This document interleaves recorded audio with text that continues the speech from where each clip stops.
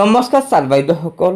অসম চৰকাৰৰ বিত্ত বিভাগে আজি ৰাজ্যৰ চৰকাৰী কৰ্মচাৰীসকলৰ বাবে এটি অত্যন্ত গুৰুত্বপূৰ্ণ খবৰ দিছে, যিটো খবৰ ৰাজ্যৰ প্ৰতিজন চৰকাৰী কৰ্মচাৰীয়ে জনাটো অত্যন্ত প্ৰয়োজন।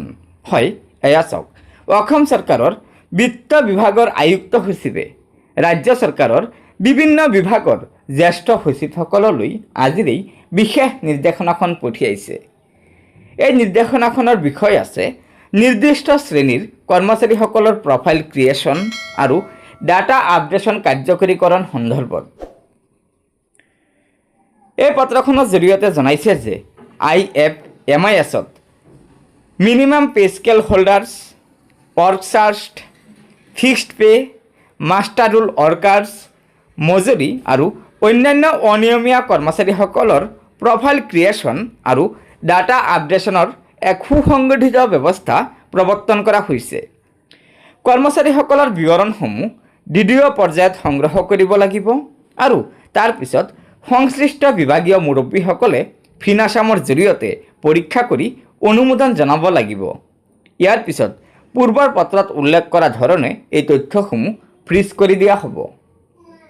অৱশ্যে বিত্ত বিভাগে লক্ষ্য কৰিছে যে DDO আৰু বিভাগীয় মুৰব্বীসকলে উক্ত শ্ৰেণীৰ কৰ্মচাৰীসকলৰ লগতে গ্ৰাহক আয়োগৰ সদস্য, বিদেশী ন্যায়াধীকৰণৰ সদস্য, ন্যায়িক সেৱাৰ কৰ্মচাৰী আৰু একে ধৰণৰ আন পদত থকা ব্যক্তিসকলৰ প্ৰফাইল ক্ৰিয়েশ্যন অৰ্থাৎ প্ৰফাইল ক্ৰিয়েশ্যনত কিছু ব্যৱহাৰিক অসুবিধাৰ সন্মুখীন হৈছে।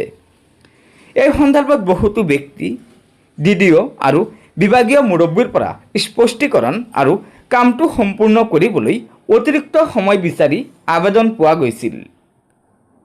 সেয়েহে উক্ত বিষয়সমূহৰ প্ৰতি লক্ষ্য ৰাখি বিত্ত বিভাগে কৰ্মচাৰীৰ প্ৰফাইল ক্ৰিয়েশ্যন আৰু ডাটা আপডেশ্যনৰ সময়সীমা 2026 চনৰ 30 জুনলৈকে বৃদ্ধি কৰাৰ সিদ্ধান্ত লৈছে।